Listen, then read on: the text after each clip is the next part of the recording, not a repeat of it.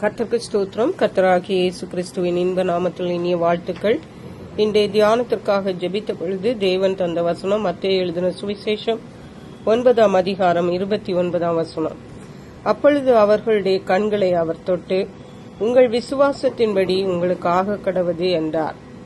நம்முடைய கர்த்தராகிய இயேசு கிறிஸ்து நம்முடைய நோய்களை சுகமாக்குகிற தேவன். அவர் அதற்கு வல்லமை உள்ளவர் என்பதை நாம் நன்கு தெரிந்திருக்க வேண்டும். இயேசு கிறிஸ்து இந்த உலகத்தில் மனித ரூபமாக இருந்த நாட்களில் ஒரு நாள் அவரிடம் 2 குருடர்கள் வந்தார்கள். வந்து, தாவீதின் குமாரனே, எங்களுக்கு இரங்கும் என்று கூப்பிட்டார்கள். அப்பொழுது இயேசு அவர்களை நோக்கி, இதை செய்ய எனக்கு வல்லமை உண்டென்று விசுவாசிக்கிறீர்களா என்று கேட்டார். அதாவது, நாம் தேவனிடத்திலிருந்து ஒரு அற்புதத்தை எதிர்பார்க்கும் பொழுது தேவன் நம்மிடத்தில் எதிர்பார்ப்பது, தேவன் நமக்கு அந்த காரியத்தை செய்வதற்கு, அந்த நோயை சுகமாக்குவதற்கு, அல்லது ஏதோ ஒரு காரியத்தை நாம் எதிர்பார்க்கிற காரியத்தை தேவன் நமக்கு செய்வதற்கு அவருக்கு வல்லமை உண்டு என்பதை நாம் விசுவாசிக்க வேண்டும். அதற்கு அவர்கள், ஆம், விசுவாசிக்கிறோம் ஆண்டவரே என்றார்கள். அப்பொழுது அவர்களுடைய கண்களை அவர் தொட்டு, உங்கள் விசுவாசத்தின்படி உங்களுக்கு ஆக கடவது என்றார். தேவனிடத்திலிருந்து அற்புதங்களை பெற்றுக் கொள்ளும் பொழுது அது நம்முடைய விசுவாசம் ஒரு அளவுகோலாய் இருக்கிறது.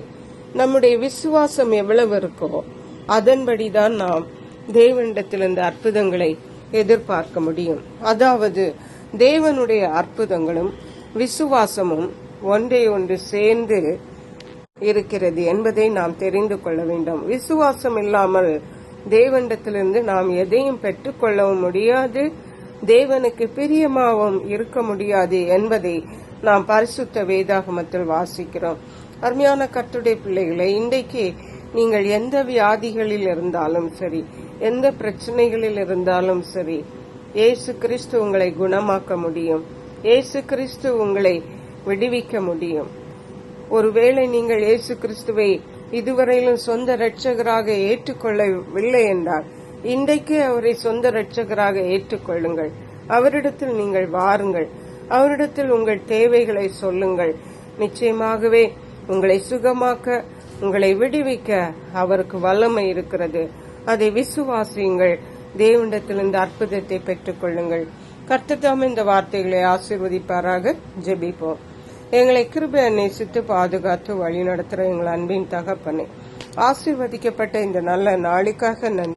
இந்த நாளில் கர்த்தர் எங்களை நோய்களிலிருந்து விடுவிக்கவும், எல்லா பிரச்சனைகளிலிருந்தும் விடுவிக்கவும் வல்லமையுள்ளவராய் இருக்கிறீர் என்பதை எங்களுக்கு திட்டமும் தெளிவுமாக சொல்லியிருக்கீங்கப்பா. அப்படிப்பட்ட ஆழமான விசுவாசத்தை நாங்கள் ஒவ்வொருவரும் பெற்றுக்கொண்டு தேவனிடத்திலிருந்து அற்புத சுகங்களையும் அற்புத விடுதலைகளையும் பெற்றுக்கொண்டு மக்கண்டு சாட்சிகளாய் வாழ உதவி செய்வீராக. நன்றி பரிசுத்த ஆவியானவரே. துதி கனம் மகிமை மக்கே செலுத்துகிறோம்.